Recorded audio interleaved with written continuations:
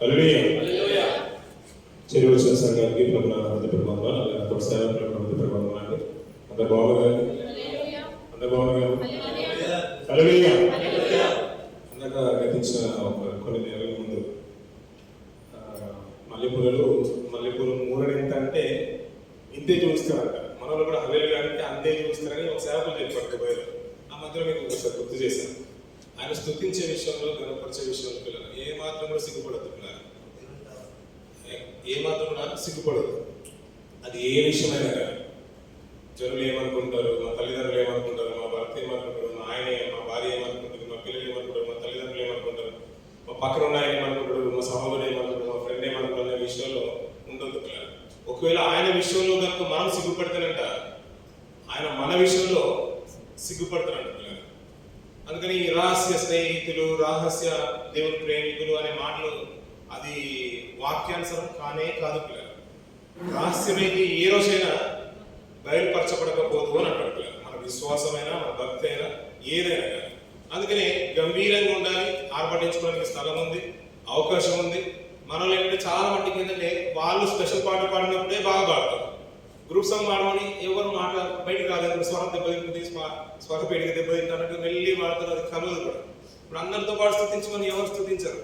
ఇండివిజువల్గా వచ్చి స్థుతిగారం చేయమని బాగా అంటే మాకే మార్కులు రావాలి, మాకే ఫస్ట్ ప్రైజ్ రావాలన్నట్టుగా స్థుతిస్తారు పిల్లలు. అందరూ ఒకసారి గట్టిగా చెప్తారు పిల్లలు. మంచి పండుగ వాతావరణాన్ని తీసుకొచ్చేసారు. సో దానికి అనుసంధానం కొన్ని మాటలు స్పష్టంగా గురించి మనం విలువైన మాటలు మనం విందాం పిల్లలు. ముఖ్యంగా సోదరి సుస్వరకు సోదరుడు మధ్య లేడు కనుక ప్రభాకర్ గారికి సంఘం తరఫున, నా తరఫున పెళ్లి రోజు శుభాకాంక్షలు. గాడ్ బ్లెస్ యు తల్లి. ఎన్ని సంవత్సరాలు అవుతుంది? 2 years కంప్లీట్ అయిపోయింది. వచ్చిన 2 సంవత్సరాల నుంచి కదా సంవత్సరం వాళ్ళ ఇంట్లో ఆరాధన జరిగింది. గుర్తుంది కదా, అందరూ వచ్చారు కదా, అందరూ బహుమానాలు తీసుకొచ్చారు. ఈరోజు చాలా మటుకు అందరూ ఖాళీ చేతులతో వచ్చారు. సో ఎనివే తర్వాత తీసుకొచ్చారు, చాలా సంతోషం. ఎవరు విడిచిపెట్టకుండా అందరి దగ్గర వసూలు చేయండి. మాట చూసుకుని ముందుకు వెళ్ళాం. ఆమోసు గ్రంథము 3వ అధ్యాయం 3వ వచనం.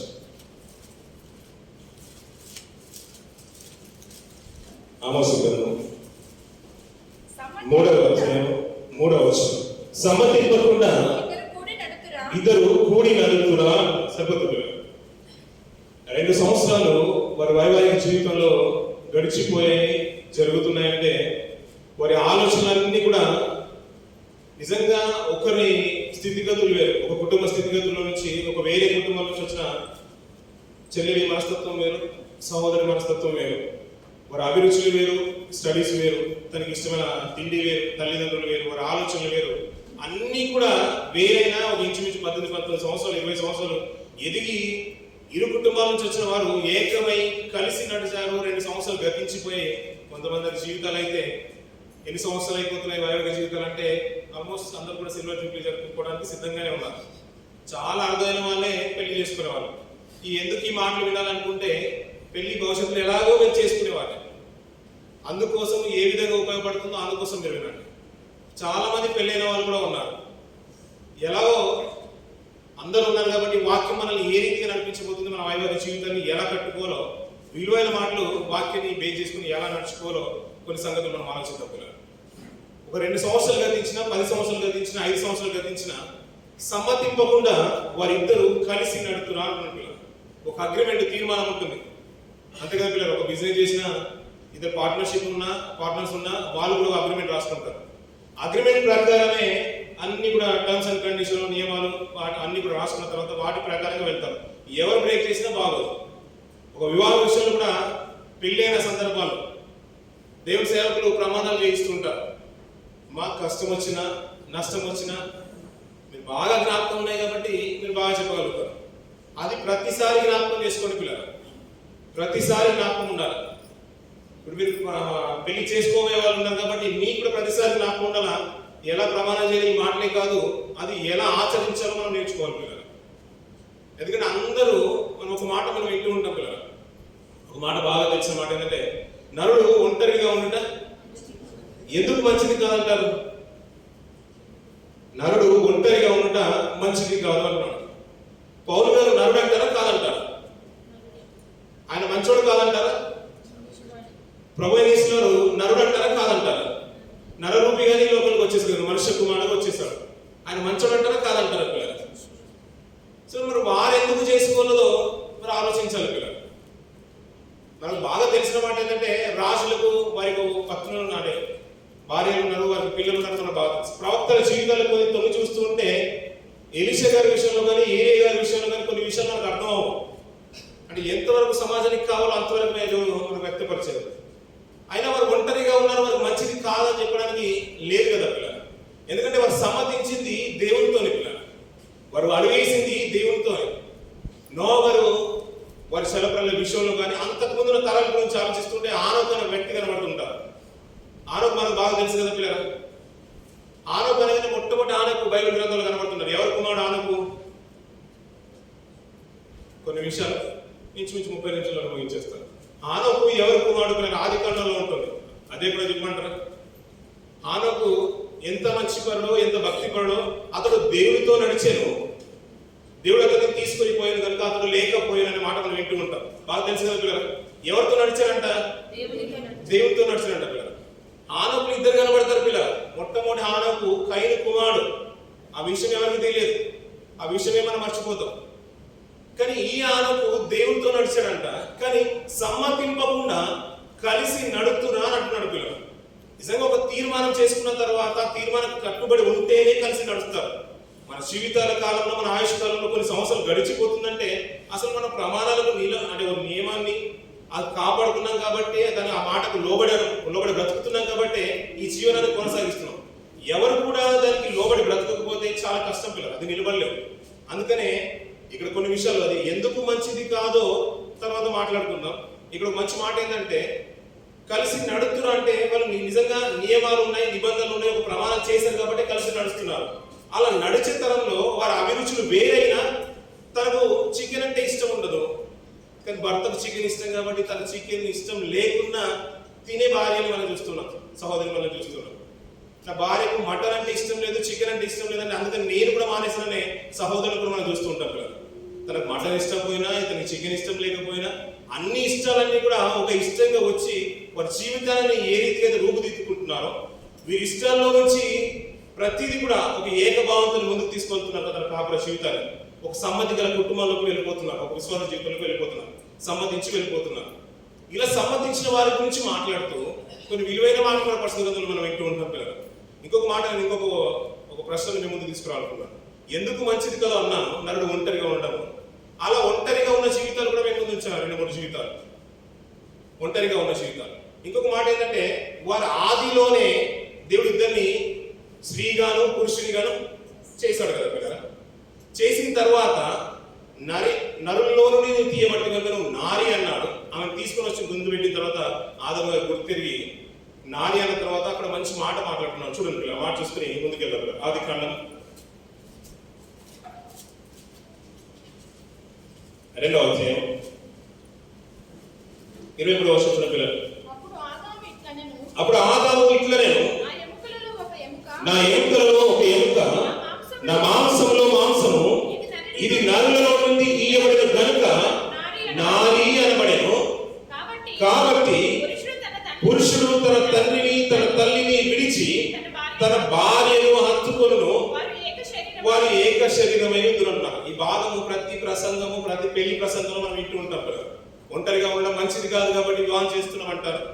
అందుకనే వారు ఇరువురు ఏకమైపోతారు, తల్లిదండ్రులను విడిచి తన భార్యను హత్తుకొనును అనే మాట మనం వింటుంటాం.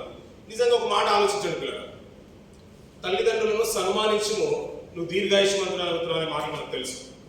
అంతేకాదు సాక్షాత్తు ఎవరైతే తన తల్లిదండ్రులను సన్మానించడో, గౌరవించడో, దూషణ చేస్తాడో వారి దీపము కారు చీకట్లో ఆరిపోయినట్టుగా ఉంటుందని మన మాటలు వింటున్నాం. అంటే అవమానించినా దూషించితేనే కారు చీకట్లో అంటే నిలిచిపోయిన దీపాన్ని, ఆరిపోయిన దీపాన్ని చూస్తూ ఉంటే ఒకవేళ తల్లిదండ్రులనే విడిచిపెట్టేస్తారు అనుకోండి పిల్లలు, దేవుడు ఒప్పుకుంటాడు?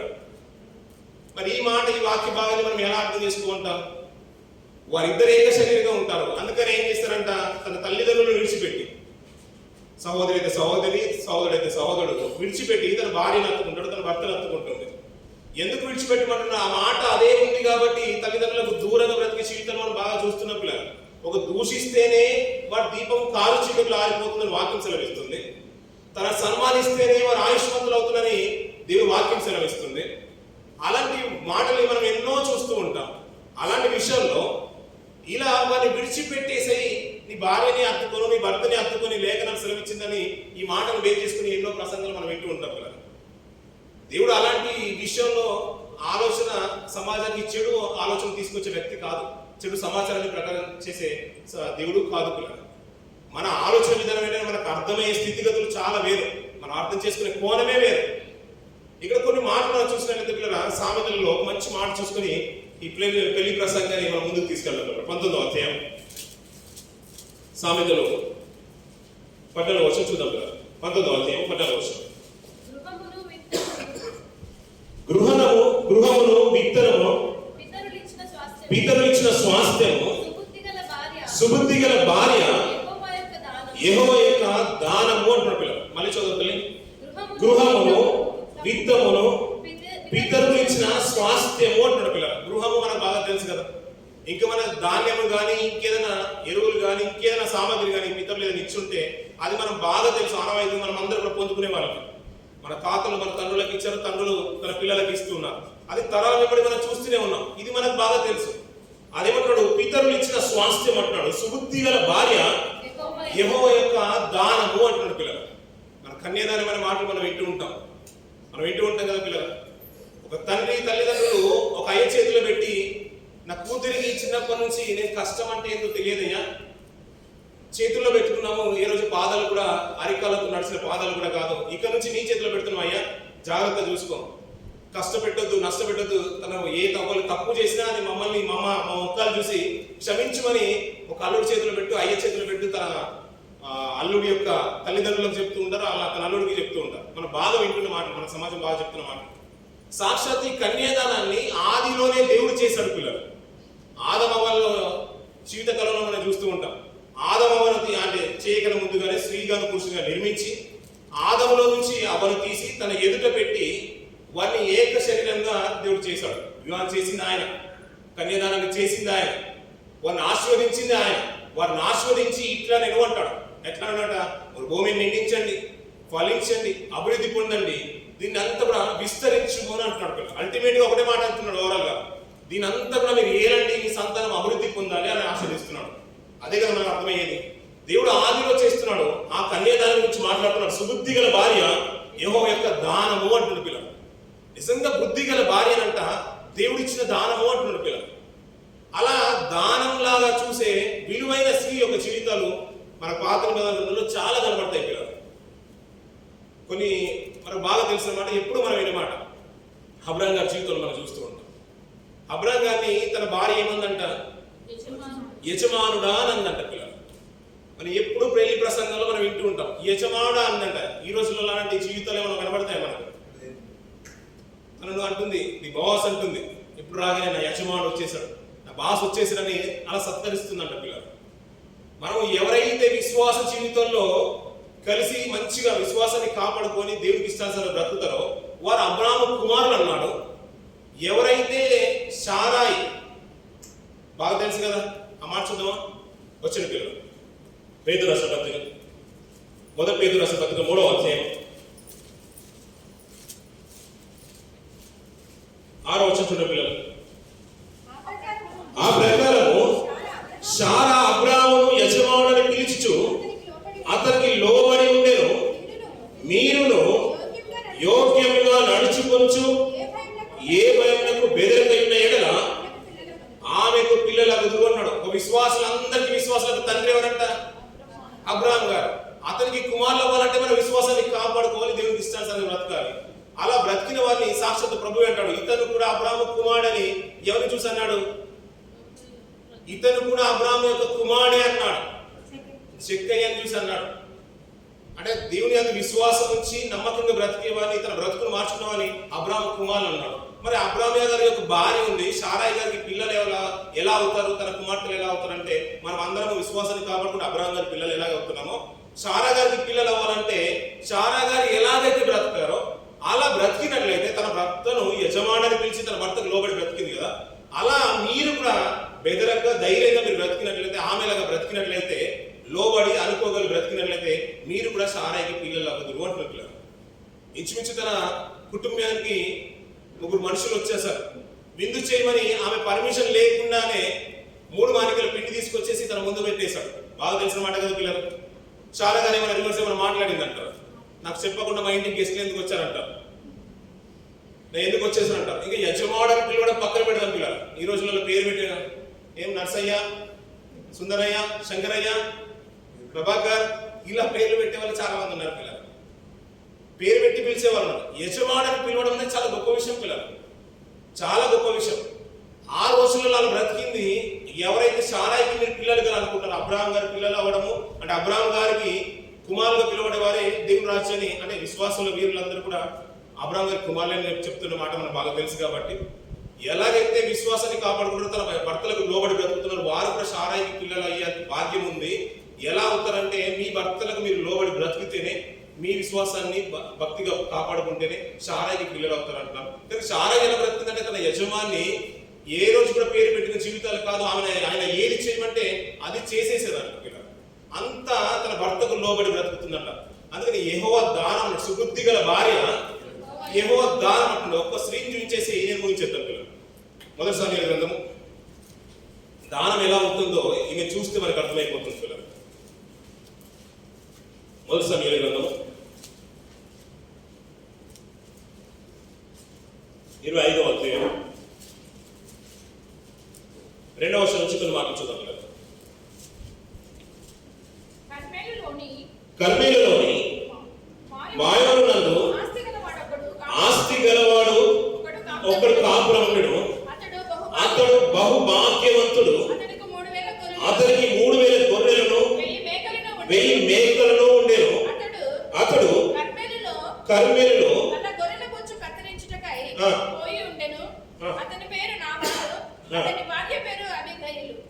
ఈ స్త్రీ సుబుద్ధి గలదై రూపవతి ఉండేను. అయితే చర్యలను బట్టి చూడగా నాబాలు మోటువాడును దుర్మార్గుడనై ఉండేను. సరిపోతుంది పిల్లలు. కాలేబు బాగా తెలుసు కదా పిల్లలు. కాలేబు సంతతి వాడంట. అతను ఎలాంటి వాడంటే బాగా ఆస్తిపరుడు అంట, మిగుల ఆస్తిపరుడు. అతను ఇంకో మాట ఏమంటున్నాడు, బహు భాగ్యవంతుడు అంటున్నాడు. భాగ్యవంతురాలు మనకు బాగా తెలుసు. భాగ్యవంతుడు అంటున్నాడు ఈ కర్మేలు గురించి. అక్కడ మాట్లాడుతున్న మాట చూడండి. కర్మేలులో తన గొర్రె బొచ్చు కత్తిరించిన ఉండేను. అతని పేరు నాబాలు, అతని భార్య పేరు అబిగయలు. ఈ స్త్రీ సుబుద్ధి గలదై రూపవతి అయి ఉండేను అంటున్నాడు పిల్లలు. మన ఈ రోజుల్లో పెళ్లి సంబంధాలు చేయాలంటే ఎలా చూస్తారంటే అమ్మాయి బాగుందా లేదా, రూపవతి అయి ఉందా లేదా అదే చూస్తారు. లేదంటే ప్రార్థన జీవితాన్ని కలిగి ఉందా లేదా, పాటలు బాగా పాడుతుందా, ప్రార్థన బాగా చేయగలుగుతుందా, దేవుళ్ళ విశ్వాసంలో ఉందా లేదా అది చూసే వాళ్ళు చాలా తక్కువ పిల్లలు.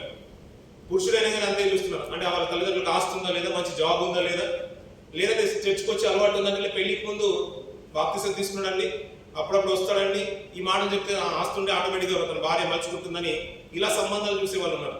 ఇతను కాలేబు సంతతి వాడు, మిగుల ఆస్తి పరుడు పిల్లలు. అతనికి క్యారెక్టర్ వైజ్ చూసుకుంటే చాలా మొరటు వాడు. ఆస్తి బాగుంది, ఇంకా భాగ్యవంతుడు అంటే ఇంకా ఆస్తి విషయంలో కొరత లేదు, ఇక తిన్నా తనని ఆస్తి అంత గొప్పవాడు. కానీ అతనికి ఉన్న విధానం ఏంటంటే, క్యారెక్టర్ ఏంటంటే మొరటైన వాడు. కానీ అలాంటి వాడికి ఎలాంటి భార్య వచ్చిందంట, సుబుద్ధి అయిన భార్య వచ్చిందంట. అక్కడ రూపవతి అయిన వచ్చిందంట, సుబుద్ధి అయిన భార్య వచ్చిందంట. నిజంగా మా పేరు అంటే రూపవతి అయి ఉండొచ్చు, క్యారెక్టర్ని బట్టి సుబుద్ధి అని చెప్పేశారు. అంటే తన బ్రతుకును బట్టి సుబుద్ధి అని చెప్పేశారు. నిజంగా యెహోవా దానం అని ఎలా చెప్పగలుగుతున్నాం అంటే ఈమె జీవితంలో కొద్దిగా మనం తొంగి చూస్తే మనకు అర్థమైపోతుంది పిల్లలు. కిందికి చూసినట్లయితే కొన్ని మాటలు మనం చూద్దాం పిల్లలు. 4వ వచనం.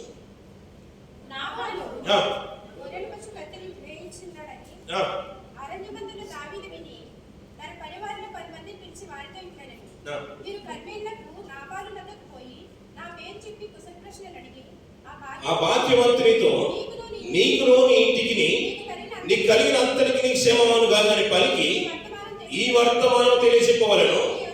నీ యొద్ద గొర్రెల బొచ్చు కత్తిరించి వారు ఉన్నారు.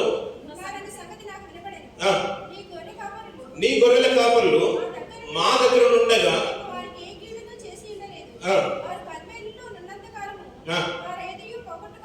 ఈ పనివారిని నీవు అడిగిన యెడల వారు అలాగు చెప్పుదురు. కాబట్టి నా పనివారికి దయచూపుము, శుభదినమున మేము వచ్చితిమి గదా, నీకిష్టం వచ్చినట్లు నీ దాసులకును నీ కుమారుడైన దావీదునకు ఇమ్ము అని అంటున్నా పిల్లలు. సరిపోతుంది. దావీదు గారు వర్తమానం పంపించేశారు ఎవరి దగ్గరికి? నాబల్ దగ్గర. కర్మేలు ఉన్న భాగ్యవంతుడి దగ్గరికి, మిగులు ఆస్తి గల ఈ కర్మేల్లో ఉన్న నాబాల్ దగ్గర. గుర్రబొచ్చి కత్తిరించడం అనేది చాలా గొప్ప విషయం, ఒక పండుగ లాంటిది ఆ రోజుల్లో ఉన్న విధానాన్ని బట్టి. ఎందుకంటే గొర్రెలు ఎక్కువగా ఎవరికి ఆస్తి ఉంటుందో వారే భాగ్యవంతుడు, ధనికుడు. అలాంటి ఇంటి వారికే పిల్లలు ఇవ్వడము ఆ రోజుల్లో ఆనవాయితీ. ఎందుకంటే అంత ఎక్కువగా గొర్రెలు ఎవరుకున్నా పశువులు ఎవరుకున్నా వారే ఆస్తి పొలవారు కాబట్టి వారింటిలోకి పెళ్లి సంబంధం చేసుకునేవారు. అలాంటి తరుణంలో దావీదు గారు అరణ్యంలో ఉంటున్నారు. దావీదు గారు పంపించేశారు, తన సేవకులు పంపించేశారు. కుశల ప్రశ్నలు అడిగేసి నాబాలుతో ఒక మాట చెప్పండి, మేము శుభదినం వచ్చేసాం కాబట్టి మా యొక్క దయ చూపి ఈ రోజులో మీకు ఏది ఇష్టమైతే అది మాకు చెయ్యి. ఎందుకంటే అరణ్యంలోనో సరైన సదుపాయం లేదు, సరిగ్గా తినడానికి కూడా మేము నోచుకునే పరిస్థితిలో ఉన్నాం. ఎందుకంటే సౌలు తరుగుతున్న ఉద్దేశంతో మేము పారిపోతూ వస్తున్నాం, మా పరిస్థితులను కూడా వేరు కాబట్టి నీకు ఏది ఇష్టమో అది ఇవ్వమని చెప్పేశాం. వెంటనే నాబాలు తీసుకున్న నిర్ణయం చూడండి పిల్లలు, 10వ వచనం పిల్లలు. నాబాలు దావీదు ఎవడు, యెష్షయి కుమారుడు ఎవడు, తమ యజమానులను విడిచి పారిపోయిన దాసులు ఇప్పుడు అనేకులు ఉన్నారు అంటున్నాడు పిల్లలు. ఆయన అన్న దాంట్లో కూడా తప్పేం లేదనిపించింది నాకు. అంతే కదా పిల్లలు? నమ్మకమైన దాసుల గురించి కొన్ని నిమిషాలు ఈ మధ్యలో మాట్లాడుకుంటాం పిల్లలు. కష్టమైన నష్టమైన దాసుని అంటే యజమాని వెంట పెట్టుకొని ఉండాల్సిన లక్షణము దాసుని. ఆ దాసుని విడిచిపెట్టి తిరుగుతున్న లక్షణము దావీదు గారిది. అతను విడిచిపెట్టేసి ఒక మందను సమూహాన్ని ఇంచుమించు 600 మందిని పోగేసుకుని అరణ్యంలో తిరుగుతున్నాడు దావీదు గారు. ఇతను నాబాలు వెంటనే ప్రత్యుత్తరం ఇచ్చేసాడు. ఎందుకంటే ధనం ఉంటే మన మాటల్లో కూడా విధానం వేరు ఉంటుంది, మన స్టైలే వేరు ఉంటుంది. ఎందుకంటే అంత ర్యాష్గా మాట్లాడుతున్నాడు, అంత రెక్లెస్గా మాట్లాడుతున్నా అంటే తనకున్న బలం అలాంటిదండి అంటారు. ప్రాంత బలమైన, ఆస్తి బలమైన, ధన బలమైన ఇవన్నీ కూడా మనం చూస్తూ ఉంటాం. పదవి బలమైన మాటల్లోనే మనకు అర్థమవుతుంది. ఒక విధేయతతో మాట్లాడుతున్నాడు, దేవునిలో విశ్వాసంలో ఉన్నాడని మనకు అర్థమవుతుంది. మాట మరి దైవికంగా కూడా లేదు, అటు లోకపరంగా కూడా లేదు, ఇంకా కొద్ది వేరే రకంగా ఉందంటే ఏదో చూసుకొని మాట్లాడుతున్నాడు మనకు అర్థమైపోతుంది. నాబాలు వెంటనే ప్రత్యుత్తరం ఇచ్చేస్తాడు. యెష్షయి కుమారుడు ఎవడు, దావీదు ఎవడు, యజమాని విడిచిపెట్టి దాసులు తిరిగేవాళ్ళు చాలా మంది ఉన్నారు, నేను ఎందుకు ఇవ్వాలి? నా దగ్గర పనిచేసే వాళ్ళకి నేను ఇస్తాను, నా సేవకులకే వారికి ఇది సమర్పితం, వారికి దక్కాల్సింది నేను వాళ్ళకి ఎందుకు ఇస్తానని ఇట్లా అబ్బాయిసించి దావీదు సేవకులను పంపించేశారు పిల్లలు. ఈ వార్త కాస్త దావీదు గారి దగ్గరికి వెళ్ళిపోయింది. వెంటనే దావీదు గారు చాలా తీర్మానం తీసుకున్నారు పిల్లలు. ఈ రోజు ఎలాగైనా కానీ ఇంచుమించు 600 మంది ఉంటే 400 మందిని తీసుకొని ఆ నాబాలును అతని ఇంటిలో ఉన్న ఏ ఒక్క మగవాడిని, ఆడబిడ్డను, మగవాడిని ఎవరిని కూడా బ్రతికింపనివ్వకుండా కత్తి తీసుకొని బయలుదేరిపోయారు పిల్లలు. ఈ వార్త కాస్త తన సేవకులు ఒకరైనా ఆ నాబాల్ దగ్గర పనిచేసేవారు తన యజమానురాలైన అబిగయల్ దగ్గరికి తీసుకుని వచ్చేసారు. ఆ వార్త కాస్త తెలియజేస్తున్నారు. మాట చూడండి పిల్లలు ఎలా చెప్తున్నారు.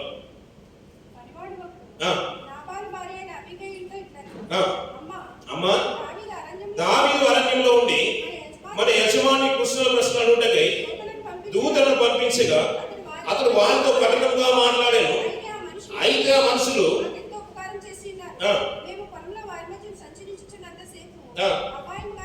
అపాయం గాని నష్టం గాని మాకు సంభవింపలేదు, మేము గొర్రెలను కాయించినంత సేపు వారు రాత్రి పగలు మా చుట్టూ ప్రాకారంగా ఉండేది.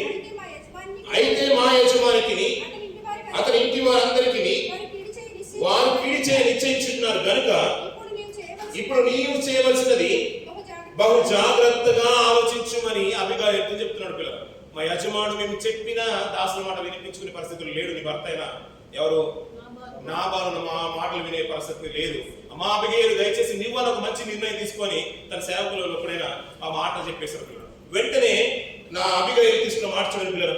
అందుకు అబిగయలు నాబాలుతో ఏమీ చెప్పక త్వరపడి 200 రొట్టెలను, 2 ద్రాక్షరసపు తిత్తులను, వండిన 5 గొర్రెల మాంసమును, 5 మానికల వేయించిన ధాన్యమును, 100 ద్రాక్షలను, 200 అంజూర బడగల గార్ధములను వేయించి మీరు నాకంటే ముందుగా పోడి, నేను మీ వెనుక నుండి వచ్చేదనని తన పని వారితో ఆజ్ఞయించి గార్ధము ఎక్కి పర్వతపు లోయలోనికి వచ్చిచుండగా దావీదును అతని జనులు ఆమెకు ఎదురుపడి ఆమె వారితో కలుసుకొని అంట పిల్లలు.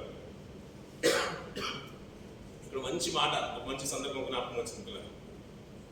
సుబుద్ధి గల భార్య యెహోవా దానము అన్నాడు. యెహోవా దానము అన్నాడు. ఆయన దానము అంటున్నాడంటే మామూలు అంటే తను ఎంచింది, దేవుడు ఎంచింది, అది బాగా ప్రత్యేకమైనది ఉండాలి ప్రపంచంలో. మామూలుగా మనకు కనిపించింది సంతోషంగా ఉంటుంది. మనకు నచ్చింది నలుగురిని కూడా నచ్చ చెప్తాం. ఎందుకంటే చాలా మంచోళ్ళని మనం పక్కన ఉన్న వారు కూడా చెప్పేవారికి వాళ్ళు కూడా అనుకుంటారు చాలా మంచోళ్ళేమో అనుకుంటారు. ఇద్దరు ముగ్గురు మంచోళ్ళు అన్నారంటే నలుగురు వింటారు, వాళ్ళు కూడా మంచోళ్ళు అనుకుంటారు. సాక్షాత్తు దేవుడే అన్నాడు అనుకోండి పిల్లలు, తను సుబుద్ధి గలది రూపవసి అని దేవుడే ఏం చేశాడు. ఎంత సుబుద్ధి గలదో కిందికున్న చరణాలన్నీ కూడా ఆలోచిస్తుంటే ఆశ్చర్యం అనిపించింది పిల్లలు. మనం గతించిన దినాల్లో కొన్ని పాఠ్యాంశాలుగా చెప్పేవాళ్ళు. ఒక స్త్రీ ఉండేదంట, తన భర్త ప్రాణాలని అడ్డుబడి మరీ కాపాడుకున్న స్త్రీ గురించి మనం అప్పుడప్పుడు చిన్నప్పుడు చెప్తుండేవాళ్ళు. మీకు బాగా తెలుసు, బాగా మనకు తెలుసు కదా పిల్లలు. నేనైతే అది చరిత్రలో నేను చూడలేదు, కానీ ఇక్కడ నిజంగా అనిపించింది ఏంటంటే ఈమె అడ్డుపడి తన భర్త యొక్క ప్రాణాలకి అడ్డుపడి తన ఇంటి వాళ్ళందరి పని వాళ్ళందరి ప్రాణాలకి తన ప్రాణాలు అడ్డుపెట్టిన ఒక సుబుద్ధి గల స్త్రీ అబిగయీలు పిల్లలు. తన ఖడ్గం తీసుకుని దావీదు గురించి మనం చెప్పాల్సిన అవసరం లేదు. అతను యుద్ధం చేస్తే ఎంతమంది కన్నా 10,000 మంది మినిమం చంపగల సామర్థ్యం ఉన్న వ్యక్తి దావీదు గారు. ఇంకా తన సైన్యంలో ఉన్నవారు బాహుబలిష్ఠులు పిల్లలు. ఎవరు యుద్ధం చేసిన కత్తి పిడి పట్టుకుంటే ఇది అతుక్కపోయే వరకు యుద్ధంలో ప్రావీణ్యత కలిగిన వారు చాలా మంది ఉన్నారు. 800 మందిని చంపిన వారు ఉన్నారు. ఒకే ఫిలిస్తీన్లను జయించడంలో ఇంకా అద్భుతమైన తేరి వారు ఇంచుమించు 3 బలిష్ఠులు కనబడుతూ ఉంటారు. 1000 మంది పైన చంపిన వారు. ఇలాంటి వారు సైన్యంలో ఉన్నారు. ఈ సైన్యం అంతా 400 మంది బయలుదేరి వస్తున్నారు. ఎవరి మీదకి? నాబాలు మీదకి పిల్లలు. అలాంటి తరుణంలో వెంటనే ఆ వార్త వినగానే అబిగయీలు తన ప్రాణం అడ్డుపెట్టి ఏదైతే సామగ్రి ఉందో, మన 3 మానికల పిండి గురించి చాలా గురించి గొప్ప మాట్లాడతాం. ఆ పిండి కాదు మేము మాట్లాడుతున్న మాటలు చూడండి పిల్లరా. ఎన్ని రొట్టెలు అంట? 200 రొట్టెలు అంట పిల్లరా. ఈ రోజుల్లో రొట్టెలు చేసి భార్య భర్తకు పెట్టేంత రోజులు మారిపోయాయి. ఇంకా చపాతీ మేకర్ వచ్చేసింది కాబట్టి ఇంకా ఆ విషయంలో మనం చెప్పాల్సిన అవసరం లేదు. వీళ్ళైతే నువ్వే పెట్టుకుని అనేటోళ్ళు కూడా ఉన్నారు పిల్లరా. అలాంటి తరుణంలో పిల్లరా ఈమె చూడండి పిల్లరా, తన భర్త ప్రాణాలు కాపాడుకోవడానికి, తన కుటుంబంలో ఉన్న పరివారంలో ఉన్న మగజాతిని అందరూ కూడా నిలబెట్టుకోవడానికి ఈ సుబుద్ధి గల అబిగయీలు తన ప్రాణాలను అడ్డుపెట్టి ముందుకు వెళ్తుంది. ఆమె తీసుకున్న ప్రతి మాట చూడండి పిల్లలు, పలికిన ప్రతి మాట. దావీదును కనుగొని 20వ వచనం, గాఢం మీద నుండి త్వరగా దిగి దావీదుకు సాష్టాంగ నమస్కారం చేసి అతని పాదాలు పట్టుకొని ఇట్లా నేను అంటాడు. ఒక భాగ్యవంతుని భార్య, ఆ మిగుల ఆస్తి గలవాడి భార్య ఎలా ఉంటుంది పిల్లరా? తను కూడా రాయలుగానే ఉంటుంది. ఇంకా దాని విషయంలో ఇంకా సందేశం చెప్పాల్సిన అవసరం లేదు, ఇంకా కాంప్రమైజ్ అయ్యే అవసరం లేదు కూడా.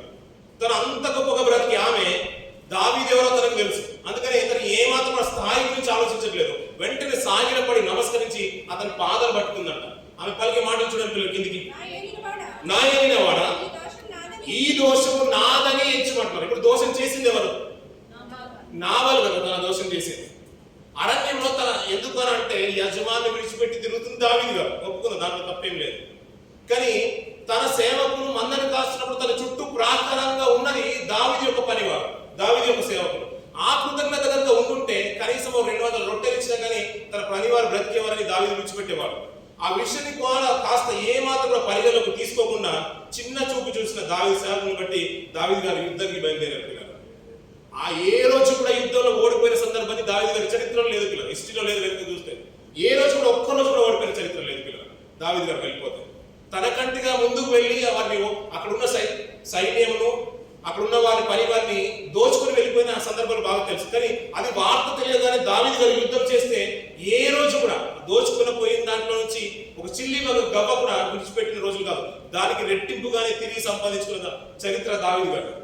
ఆయన యుద్ధానికి బయలుదేరాడు. ఆయన యుద్ధానికి వెళ్ళిపోతుంటే ఇంకా అంతా చెప్పాల్సిన అవసరం లేదు. అంత కూడా పంటను కూడా ఈడ్చుకొని వెళ్ళిపోయి మిడతల లాంటిది దావీదు గారి సైన్యం. అలాంటి తరుణంలో తన అబిగయీలు సుబుద్ధి గలది తను ముందుకు వెళ్ళి తను ఆ పాదాలు పట్టుకొని వేడుకుంటుంది. ఈ దోషము నా దోషముగా ఎంచమంటున్నాడు. ఇంకా కింది చూడండి పిల్లలు, నన్ను మాట్లాడి నీవు నీ దాసులను నేను చెప్పు మాటలను ఆలకించుము. నా ఏలినవాడా, దుష్టుడైన ఈ నాబాలును లక్ష్య పెట్టవద్దు. అతని పేరు అతని గుణమును సూచించుచున్నది. అతని పేరు నాబాలు, మోటుతనం అతని గుణము. నా ఏలినవాడా,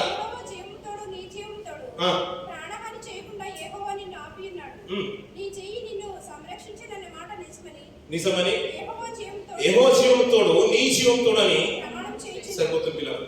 ఈ రీతిగా ఆమె మాట్లాడిన ప్రతి మాటకు నిజంగా దావీదు గారు ముగ్ధుడైపోయి యుద్ధానికి చేయడానికి వెళ్ళిన ఆయన నిలిచిపోతారు పిల్లలు. ఆమె అడ్డుపడిన విధానం బట్టి దావీదు గారు కొన్ని మాటలు మాట్లాడుతున్న 28వ వచనం నుంచి చూడండి పిల్లలు. క్షమించుము, ఆ. యెహోవా యుద్ధములను చేయుచు యెహోవా యుద్ధములను చేయుచున్నావు గనుక ఏలినవాడవగు నీకు ఆ. ఆయన శాశ్వతమైన సంతతినిచ్చును. ఆ. నీవు బ్రతుకు దినమంతటిను ఆ. నీకు అపాయం కలుగకుండును. హ్మ్. నిన్ను హింసించుటకైనను నీ ప్రాణం తీయుటకైనను ఎవడైనా ఉద్దేశించిన ఎడల నా ఏలినవాడవగు నీ ప్రాణము నీ దేవుడిని యెహోవా యొద్ద నా జీవపు మూటలో కట్టబడును. సరిపోతుంది పిల్లలు. 33వ వచనం చదవండి. నేను పగ తీర్చుకొనకుండగను నేను పగ తీర్చుకొనకుండాను ఈ దినమున ప్రాణము తీయకుండాను నన్ను ఆపినందుకై నీవు ఆశీర్వాదం పొందుదువు గాక. నువ్వు చూపిన బుద్ధి విషయమై నీకు ఆశీర్వాదం కలుగును గాక. నువ్వు త్వరపడి నన్ను ఎదుర్కొని పోయవచ్చు. నీకు హాని చేయకుండా నన్ను ఆటంకపరిచిన ఇశ్రాయేలు దేవుడైన యెహోవా జీవం తోడు తెల్లవారులోగా నా బాలునకు మగవాడెవడును మాట నిశ్చయము అని చెప్పి తన యొద్దకు ఆమెను తెచ్చిన వాటిని ఆమె చేత తీసుకుని నీ మాటలు నేను అంగీకరించి ఆలకించి నీ మనవి అంగీకరించి తిని సమాధానంగా నీ ఇంటికి పొమ్మని ఆమెతో చెప్పాను. అబిగయీలు తిరిగి నాబాలు యొద్దకు రాగా రాజును విందు చేసినట్లు అతను ఇంటిలో విందు చేసి త్రాగుచు బహు సంతోషంగా భక్తుడై ఉండేను. సరిపోతుంది పిల్లలు. ఆమె పలికిన ప్రతి మాటకు నిజంగా దావీదు గారు ఏమంటున్నాడంటే ఇశ్రాయేలు దేవుడైన యెహోవానే నేను పంపించాడేమో, ఈ రోజులో నేను రక్తం చిందింపకుండా ఒకరి ప్రాణం తీయకుండా దేవుడు నిన్నే పంపించేసిరామని తన మాటకు లోబడి ఆమె యొక్క ప్రతి మనవిని ఆలకించి ఆ మాటలు చెవిలోకి తీసి ఆమెను సమాధానంగా పంపించేసినట్టు పిల్లలు. ఇప్పుడు ఈ సతీ సావిత్రి ఈ వాటిలన్నీ కూడా మనం వింటూ ఉంటాం కానీ దానికి ఆధారమైన జీవితాలు లేవు పిల్లలు. కల్పనా కథలు. ఒక సైన్యము అతని యొక్క ధనవంతుడి యొక్క అంటే ఒక కుటుంబం యొక్క జీవితాలను అక్కడ ఉన్న మగవారి జీవితాలందరూ కూడా ప్రాణాలన్నీ కూడా దక్కించుకున్న ఒక గొప్ప స్త్రీ ఈ అబిగయీలు పిల్లలు.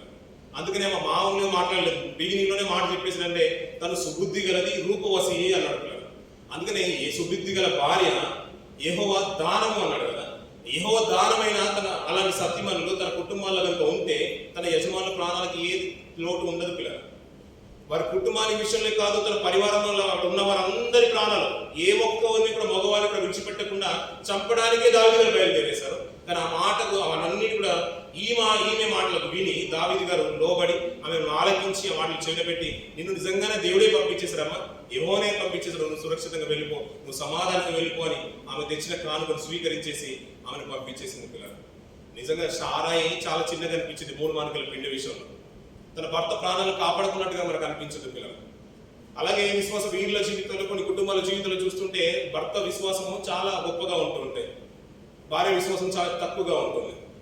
అంతేందుకు పిల్లలు, యోగు గారి జీవితం ఒకటే కుటుంబంలో కలిసి బ్రతికిన యోగు గారి విశ్వాసం ఆకాశ అంచులు తాకినట్లు ఉంటుంది. తన భార్య విశ్వాసం ఏంటంటే దేవుని దూషించి నువ్వు మరణం కమ్మనే స్థితిలో తన విశ్వాసం ఉంది.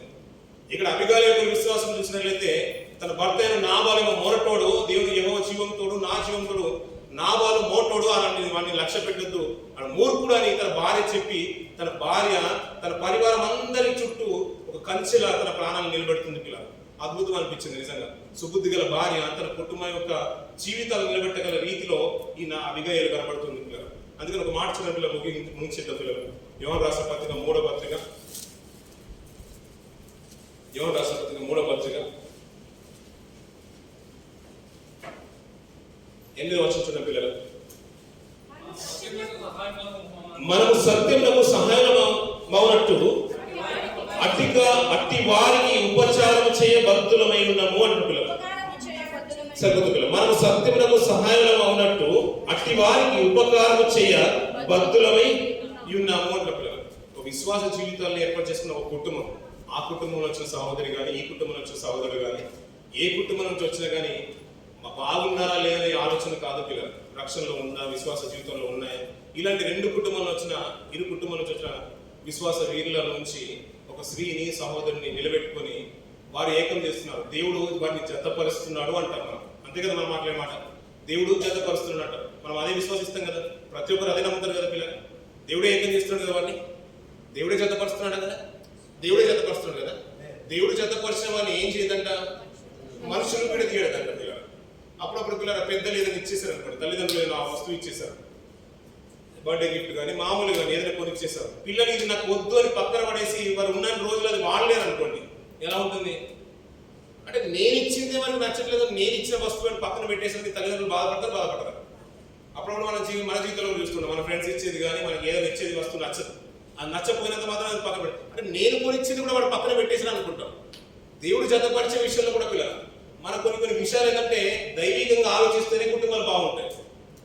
ఇప్పుడు చూసుకోవాల్సిన అందచందాలు కాదు, విశ్వాస జీవితంలో కుటుంబాలు వర్ధిల్లుతున్నాయా లేదా. అటేడు తరాలు ఇటేడు తరాలు అంటారు. అది తరాలంటే ఆస్తుల విషయంలో కాదు, దేవుళ్ళో ఉన్నాయా లేవా అని కావాలి మనకు కావాల్సింది. దేవుళ్ళు నమ్మకంగా బ్రతుకుతున్నారా లేదా కావాల్సింది. తన తల్లిదండ్రులు ఎలా ఉన్నారో అది కావాల్సింది. తన సహోదరి యొక్క కుటుంబంలో తల్లిదండ్రులు ఎలా ఉన్నారో అది కావాల్సింది. వారి ముందు తరాలు ఎలా ఉన్నాయో అది కావాల్సింది. ఈ రోజులలో మనం అదే చూడాల్సింది పిల్లలు. అందం కాదు, రూపం కాదు, మనోడి జాబ్ కాదు, ఉద్యోగాలు కాదు, వచ్చే డబ్బు కాదు, ఇది కాదంట క్యారెక్టర్ కావాల్సింది. విశ్వాస జీవితంలో కుటుంబాలు బాగున్నాయా లేవా అదే కావాలంట. ఇలా వారు కలిసి ఏకమైన తర్వాత, దేవుడు జతపరిచిన తర్వాత, మనుషులు నాకు అంటే సంఘంకి వచ్చిన తర్వాత దేవుడు సేవకులు ఆస్తుంటారు. అంటే మనం ఇండియాలో చూస్తున్నాం అనుకోండి, ఈ మధ్య కాలంలో ఎవరికి అవకాశం లేదు, మీ చిత్తమైతే అంటే దేవుని చిత్తమైతే మీకు ఇష్టమైతే ఇక్కడే పెళ్లి చేద్దాం. ఇక్కడ కనుక మనం జరిగితే పిల్లలు దేవుడు జతపరిచిన వాటిని మనుషులు వేరుపరచొద్దు అని అంటారు. అది పెళ్లి జరిగే సందర్భంలో మనం బాగా మనం వింటూ ఉంటాం పిల్లలు. మనం కూడా అదే బిలీవ్ చేస్తుంటాం. దేవుడు మంచి కుటుంబం నుంచి భర్తలు ఇచ్చేసారండి, మంచి కుటుంబం నుంచి భార్య ఇచ్చేసారని అదే మాట మనం వింటూ ఉంటాం. కొన్ని సంవత్సరాల తర్వాత కొన్ని జీవితాలు మనం చూస్తుంటే మాకు నచ్చట్లేదండి, మేము వేరైపోతాము, అక్కడి నుంచి 5గురిని ఇక్కడ నుంచి 5గురిని రమ్మనండి తెంచేసుకుందామని అంటారు. ఇప్పుడు కలిపినప్పుడేమో దేవుడు కావాలి, విడదీసినప్పుడు ఎవరు కావాలి. ఇప్పుడు దేవుడే జతపరిచిన తర్వాత ఒక ఇంట్లో తల్లిదండ్రులు ఇచ్చిన వస్తువే మనం వాడుకోకపోతే వారు ఎంత బాధపడతారో మనకు బాగా తెలుసు. మనం ఇచ్చే గిఫ్ట్ ని వారు పక్కన పెట్టేశారు అనుకోండి, అరే ఎవరో ఇచ్చిందనేమో బాగా చాలా భద్రంగా టీవీ ఫ్రేమ్ దగ్గర పెట్టేశారు, అక్కడ పెట్టుకున్నారు, ఇక్కడ పెట్టుకున్నారు. మనం ఇచ్చిందనేమో ఎక్కడో స్టోర్ రూమ్ లో పడేశారని మనమే చాలా డిసప్పాయింట్ అవుతా ఉంటాం.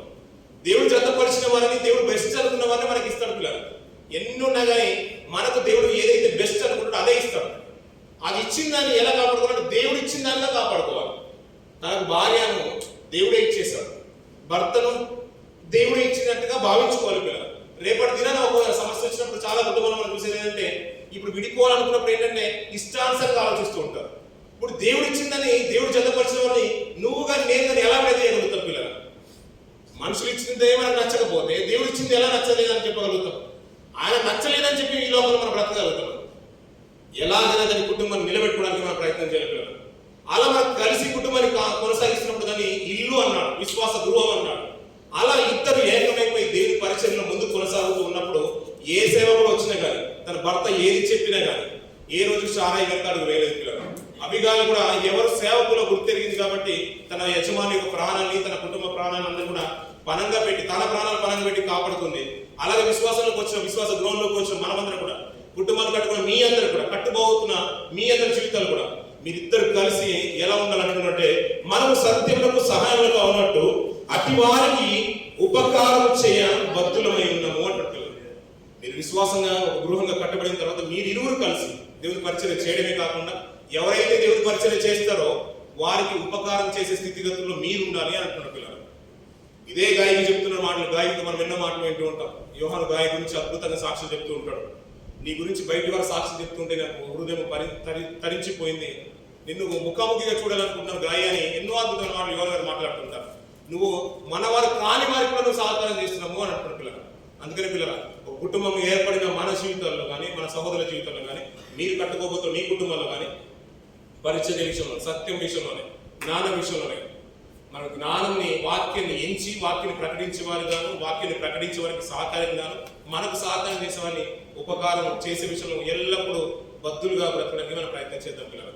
అటువలే స్త్రీలు బలహీనమైన ఘట్టమని ఎంచి జ్ఞానయుక్తంగా వారితో కాపురం చేయమని అంటాడు పిల్లలు. వాక్యాన్ని బేస్ చేసుకుని మనం ముందుకు వెళ్ళడానికి మనం ప్రయత్నం చేద్దాం పిల్లలు. యజమానులరా మీరు స్త్రీలను ప్రేమించమంటాడు, మీ భార్యలు. స్త్రీలరా మీ యజమానులను ప్రేమించమంటాడు. దానికి ఆధారం కిందికి మార్చుకోవడమంటే జ్ఞానంతో నడుచుకోమంటాడు. వాక్యాన్ని అనుసరించి బ్రతకండి పిల్లలు. వాక్యాన్ని కుటుంబంలోకి తీసుకురండి. లోకంలో ఉన్న విషయాలు కాదు, మీ కుటుంబంలో ఏ స్థితి ఉన్నా కానీ బయట వారితో పక్క వారితో చెప్పుకోవడం మానేయండి. దేవునితో మాట్లాడడం నేర్చుకోండి. అది మన కుటుంబాలు నిలబెడుతుంది. ఇది కాదు, బ్రతుకాలం అంతా కూడా మన కుటుంబాలు శాశ్వతంగా సంతోషంగా ఉండాలంటే వాక్యమే ఆధారము. ఆ వాక్యమైన ప్రభువుని మన కుటుంబాల్లో కొలువు చేసుకుందాం. ఆ కుటుంబాల్లో కొలువు చేసుకోవడానికి ఎల్లప్పుడూ ఆయన పాదాల దగ్గరికి రండి పిల్లలు. సమస్య ఏదో వచ్చినా కానీ నలుగురు దగ్గరికి తీసుకురావద్దు. నలుగురు దగ్గరికి తీసుకొచ్చే అవసరం కూడా లేనే లేదు పిల్లలు. ఎందుకంటే సమస్య తీర్చగల సమర్థుడు ఆయన పిల్లలు. మనల్ని జతపరిచింది ఆయన, మనల్ని విడిపించగల సమర్థుడు కూడా, సమస్యల నుంచి విడిపించగల సమర్థుడు కూడా ఆయన పిల్లలు. నలుగురు దగ్గరికి తీసుకెళ్ళిపోయింది, అవమాన పాలు చేస్తుంది పిల్లలు. నలుగురు మనం నిలబెట్టలేరు, మన నలుగురు మన కుటుంబాన్ని కట్టలేరు పిల్లలు. కట్టేవాడైనా నిలబెట్టేవాడైనా ఆయన పిల్లలు, ఆయన ఏదో కొద్ది పిల్లలు. ఆ రీతిగా మన కుటుంబాలు, అందరి కుటుంబాలు, సంఘ పిల్లలందరి కుటుంబాలు చక్కగా వర్తిల్లాలని కోరుకున్నాయి. కొద్ది మాట దేవుడు దీవించి ఆశీర్వదించుగాక.